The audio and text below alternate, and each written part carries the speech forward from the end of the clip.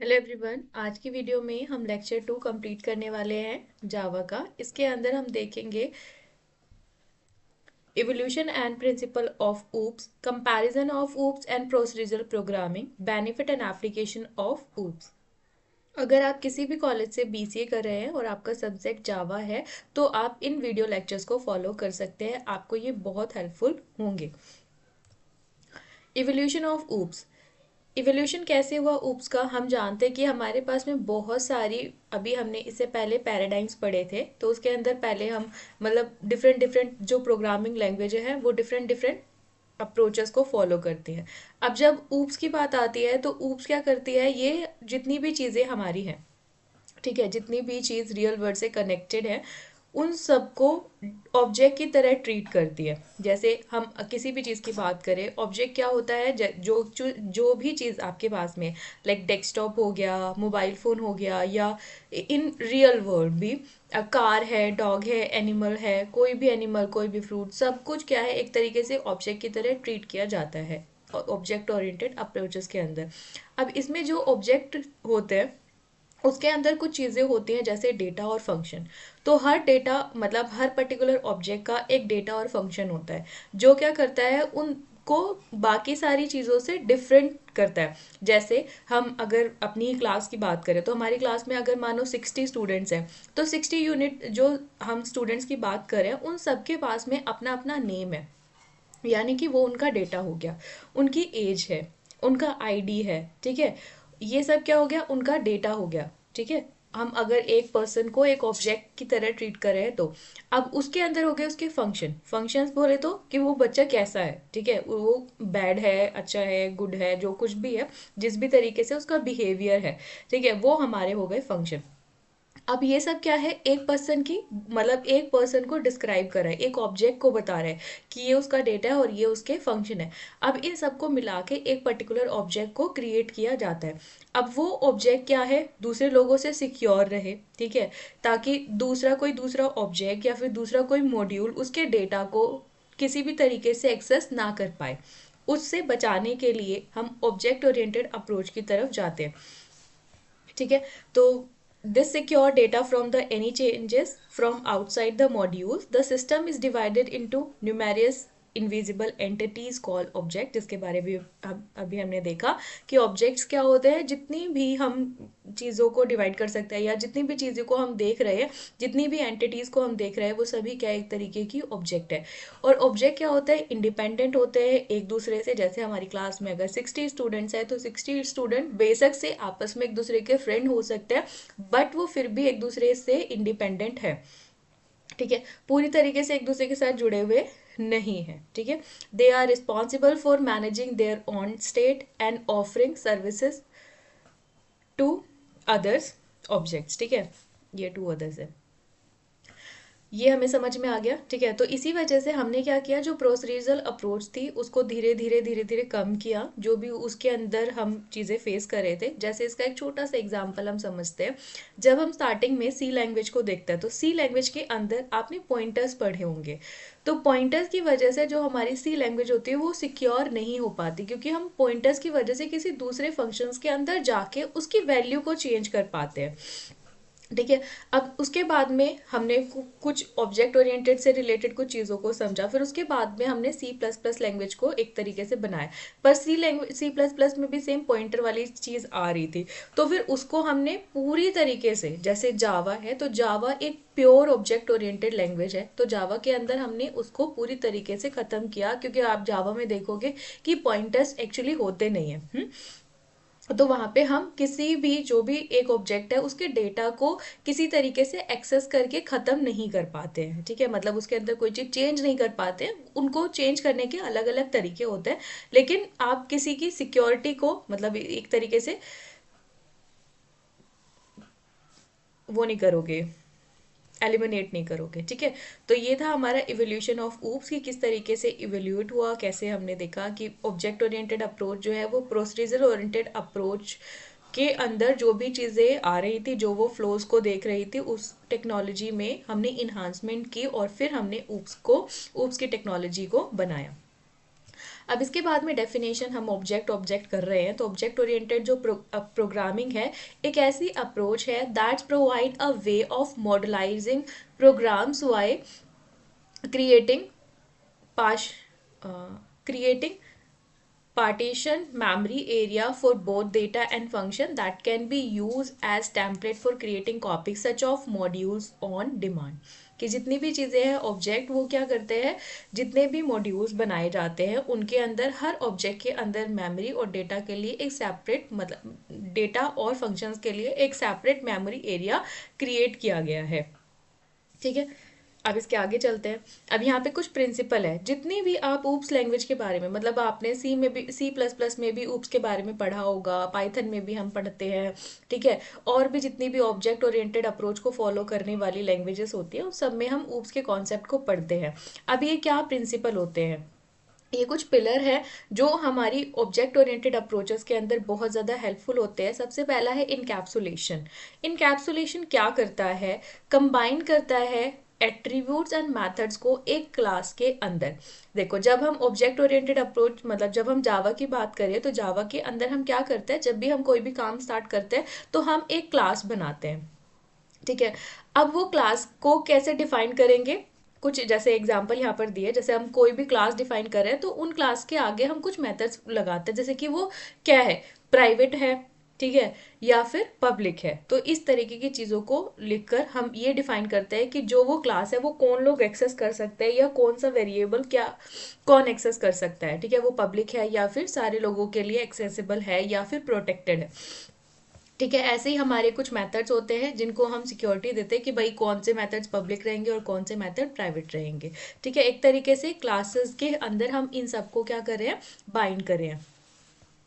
अब अब्स्ट्रैक्शन, जैसे अभी यहाँ पर देखा हमने कि जो मेथड्स रहेंगे वो कौन एक्सेस कर सकता है कौन एक्सेस नहीं कर सकता, उनके अंदर कुछ फंक्शंस होंगे जो सभी लोग एक्सेस कर पाते हैं। जैसे हमारे पास में बहुत सारी चीज़ें होती है, कुछ चीज़ें हम लोगों को बताते कुछ चीज़ें नहीं बताते, है ना। तो वहाँ पे हम जो चीज़ नहीं बताना चाहते उसको प्राइवेट कर देते हैं। ठीक है, क्योंकि हम नहीं दिखाना चाहते। जैसे अगर आपके पास इंस्टाग्राम आईडी आप चलाते हो, ठीक है, तो आप लोगों को दिखाना चाहते हो तो आप उसको पब्लिक करते हो, नहीं दिखाना चाहते हो उसको प्राइवेट करते हो। तो हम क्या कर रहे हैं, उसको रिस्ट्रिक्टेड कर रहे हैं। ठीक है, कि हम कितनी चीज़ें लोगों को पब्लिक करेंगे और कितनी चीज़ें नहीं दिखाएंगे। ठीक है, इन अब उसके बाद में है अब्स्ट्रैक्शन। अब्स्ट्रैक्शन क्या होता है कि जो डिटेल्स अननेसेसरी मतलब असेंशियल नहीं है, जिनके बिना काम चलाया जा सकता है, जैसे मतलब काम चलाया जा सकता है का मतलब नहीं कि अगर यूज़र को ना पता लगे और उसके बाद भी वो काम कर सकता है। जैसे आपका मोबाइल फ़ोन है, ठीक है, मोबाइल फ़ोन यूज़ करना सभी लोग यूज़ कर रहे हैं, चाहे वो उसको चलाना जानते हैं नहीं जानते, सब कर रहे हैं। ठीक है, क्योंकि उसके अंदर बहुत सारे आइकन्स होते हैं, उनको यूज़ करके हम इजीली अपने काम को कर पाते हैं। ठीक है, तो जो अब्स्ट्रैक्शन होता है वो क्या करता है, जो भी आपकी इंटरनल डिटेल्स होती हैं, ठीक है, उनको हाइड कर देता है और जो फिर आपके असेंशियल फीचर्स हैं उनको शो करता है।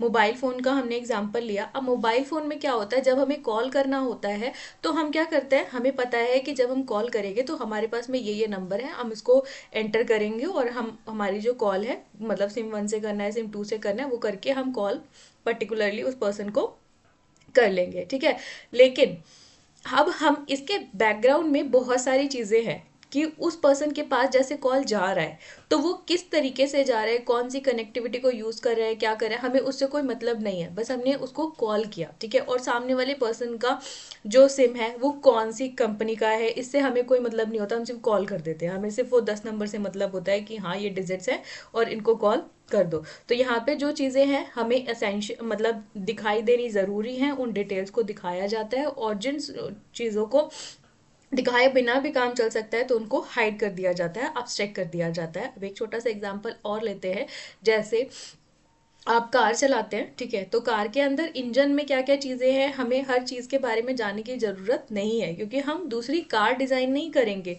हम दूसरी कार लेकर चला लेंगे। ठीक है, तो यहाँ पे क्या है, हम कार के इंजन के जो जो मेन फीचर्स हैं बस उनको जानते हैं, बाकी इंजन खोल के हम सारी चीज़ों को नहीं देखते कि कौन सी वायर कहाँ लगी हुई है, कौन सी वायर का कनेक्शन कैसे है, फिर उसके बाद में हम हैंडल मतलब जो कुछ भी है कार कैसे चलाया जाता है तो उसको चलाएंगे। ठीक है, तो हम सिर्फ उसका इंटरफेस देखते हैं कि अगर ये बटन दबाएंगे तो कार चलेगी, ये बटन दबाएंगे तो ऑफ हो जाएगी, मतलब एक तरीके से एग्जांपल दिया, बटन दबाने से कार नहीं चलेगी। ठीक है, तो यहाँ पे क्या है, abstraction की जो चीज़ें हमें देखनी है वो हमें दिखाई जाती है, जो हाइड करनी है वो हाइड कर दी जाती है, ठीक है। अब उसके बाद है इनहेरिटेंस। क्लास जो होती है, ठीक है, यहाँ पर दो क्लासेस होती हैं, एक होती है पेरेंट क्लास और एक होती है हमारी चाइल्ड क्लास।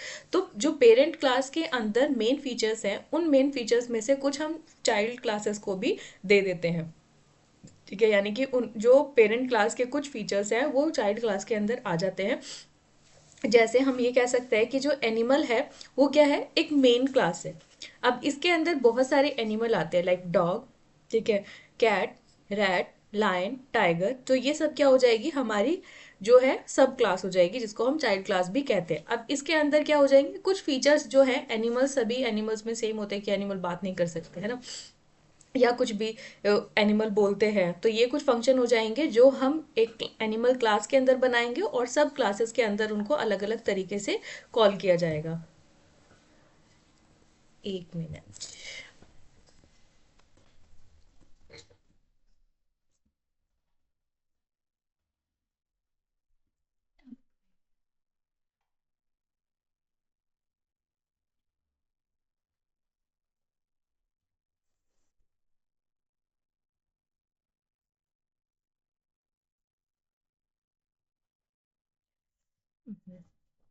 आते हम, ये हो गया था हमारा। अब उसके बाद में हम बात करते हैं पॉलीमॉर्फिज्म की। What is polymorphism? पॉलीमॉर्फिज्म क्या होता है, मेथड्स होता है, एक इस तरीके का मेथड होता है जो हम एक बार बनाते हैं और उसको हम अलग अलग कॉन्टेक्स्ट में यूज करते हैं। इसका एग्जाम्पल हम ऐसे समझते हैं, जैसे एक प्लस का हमने सिंबल देखा है। तो प्लस का सिंबल जब हम टेक्स्ट के साथ में काम कराते हैं तो अलग तरीके से बिहेव करता है, और जब हम डिजिट्स के साथ में ऐड कराते हैं तो वो अलग तरीके से काम करता है, ठीक है। क्योंकि जब हम 4 और 5 को प्लस करेंगे तो वो 9 आएगा, लेकिन जब हम एस और आर को जोड़ेंगे तो एस और आर जुड़ के एस आर बनेगा, ठीक है। तो ऐसे समझते हैं, मतलब टेक्स्ट को जोड़ेगा तो अलग तरीके से काम करेगा, और जब हम नंबर्स को जोड़ेंगे तो अलग तरीके से काम करेगा, पर सिंबल एक ही है। तो यहाँ पर भी क्या होगा कि फंक्शन एक बनाएंगे, लेकिन उसका बिहेवियर क्या होगा, अलग अलग तरीके से काम करेगा अलग अलग कंटेक्स्ट में, ठीक है। और इसमें हम दो चीजें पढ़ते हैं, जैसे मेथड ओवरलोडिंग और मेथड ओवरराइडिंग, जिसको हम और डिटेल में जब हम पॉलीमॉर्फिज्म के प्रोग्राम को बनाएंगे तब समझेंगे। अब इसके बाद में देखो, ऑब्जेक्ट्स ओरिएंटेड प्रोग्रामिंग में क्या होता है, जैसे हमने एक क्लास बनाई है, उसके कुछ ऑब्जेक्ट्स हैं। जैसे यहाँ पर एक व्हीकल क्लास है, क्लास के अंदर क्या होगा, use for transportation including wheels. यहाँ पर जो हमने क्लास बनाई है ना व्हीकल, और उसके अंदर हमने क्या किया है, जो हमारे जो जितने भी लाइक कार्स है या फिर जितने भी हमारे व्हीकल्स होते हैं वो सब किस लिए यूज किए जाते हैं, ट्रांसपोर्टेशन के लिए, और सभी के अंदर व्हील्स होते हैं। जैसे अगर हम साइकिल की बात करें या मोटरसाइकिल की बात करें, उसमें 2 व्हील्स होता है, लेकिन जब कार की बात करते हो तो उसमें 4 व्हील्स होते हैं। फिर ऐसे ऐसे करके ट्रेन में तो बहुत सारे होते हैं। तो ऐसे करके हम क्या करते हैं, व्हीकल एक क्लास बनाई। सबसे पहली चीज कि यूज फॉर ट्रांसपोर्टेशन, ट्रांसपोर्टेशन के यूज होगी, ये क्लास का फीचर हो गया। फिर उसके बाद में उसमें कुछ व्हील्स होंगे, सबके अलग अलग व्हील्स होंगे। अब जैसे कार की बात करें, क्लास बस में यूज फॉर ट्रांसपोर्टेशन, ट्रांसपोर्टेशन के लिए यूज किया जाता है, और उसके व्हील्स जो होते हैं वो नंबर ऑफ व्हील्स डिफरेंट होते हैं। कार यूज ट्रांसपोर्टेशन के लिए यूज किया जाता है, और इंक्लूडिंग व्हील्स, इसमें भी क्या होते हैं, व्हील्स होते हैं, बट कुछ व्हील्स अलग होते हैं, मतलब नंबर ऑफ व्हील्स अलग होते हैं, किसी में कितने होते हैं। ऐसे ही बाइक के अंदर ट्रांसपोर्टेशन के लिए यूज होता है और उसके कुछ नंबर ऑफ व्हील्स होते हैं, ठीक है। ये हमने क्या किया, डिफरेंट डिफरेंट ऑब्जेक्ट बनाए, और उन ऑब्जेक्ट्स की अलग अलग प्रॉपर्टीज है। जैसे अभी हमने स्टार्टिंग में पढ़ा था कि जब हम ऊप्स की बात करते हैं तो उसके अंदर डेटा होता है और उसके फंक्शन होते हैं। तो इसके यूज फॉर ट्रांसपोर्टेशन, ट्रांसपोर्टेशन के लिए यूज हो रहा है, तो ये एक तरीके का उसका क्या हो गया, बिहेवियर बता रहा है कि किस तरीके से यूज किया जाता है। अब यहाँ पर कार है, ठीक है, ये हमारी क्लास जो है वो कार है। डेटा मेंबर्स के हो गए व्हील्स, बम्पर और एग्जॉस्ट। उसके बाद में कुछ मेंबर हो गए, मेंबर फंक्शंस, जैसे स्पीड हो गया, इंजन हो गया और माइलेज हो गया। और ये सभी जितने भी आप डिफरेंट डिफरेंट ऑब्जेक्ट्स पढ़ोगे, सबके अंदर होगा कुछ उसके डेटा मेंबर्स और कुछ उसके फंक्शन। इन सबको हम क्या कर सकते हैं, एक साथ में जोड़ देते हैं, ठीक है, जिसको हम इनकैप्सुलेशन से देखते हैं कि डेटा मेंबर्स और जितने भी इसके मेंबर फंक्शंस हैं उन दोनों को एक साथ में एक कैप्सूल के अंदर जोड़ दिया, जो हम क्लास के थ्रू करते हैं, ठीक है। अब ये जो क्लास हम बना रहे हैं, अब ये क्लास को हम प्राइवेट करेंगे, प्रोटेक्टेड करेंगे या फिर पब्लिक करेंगे, वो हम पर डिपेंड करता है। अब concept of object oriented approaches, ये भी हमने पीछे पढ़ा कि ये किसके ऊपर, मेनली ऑब्जेक्ट्स के ऊपर फोकस करता है, ठीक है। अब इसके अंदर हमने देखा बेसिक ऑब्जेक्ट ओरिएंटेड की प्रोग्रामिंग के अंदर ऑब्जेक्ट्स होते हैं, ठीक है। आप इसको देख सकते हो फिजिकल एंटिटीज को जब आप मतलब रिप्रेजेंट कर रहे हो तो उसके अंदर कुछ स्टेट्स होंगे और कुछ उसकी बिहेवियर्स होंगे जिसको हम ऑब्जेक्ट्स बोलते हैं। ये कोई भी पर्सन हो सकता है, कोई टेबल हो सकता है, कुछ भी हो सकता है जो एक रियल वर्ल्ड से कनेक्टेड है, या उनके कॉम्बिनेशन मतलब डेटा और फंक्शंस के कॉम्बिनेशंस होंगे उसके अंदर एक ऑब्जेक्ट में। फिर ये जो क्लास होंगे वो क्या होगी, कलेक्शन ऑफ ऑब्जेक्ट्स, या फिर आप बोल सकते हो बहुत सारे ऑब्जेक्ट का कलेक्शन एक क्लास में होगा। तो जो ऑब्जेक्ट होगा, ठीक है, उसका ब्लूप्रिंट रिप्रेजेंट करेगा एक क्लास, ठीक है। Basically a collection of object which acts as building block.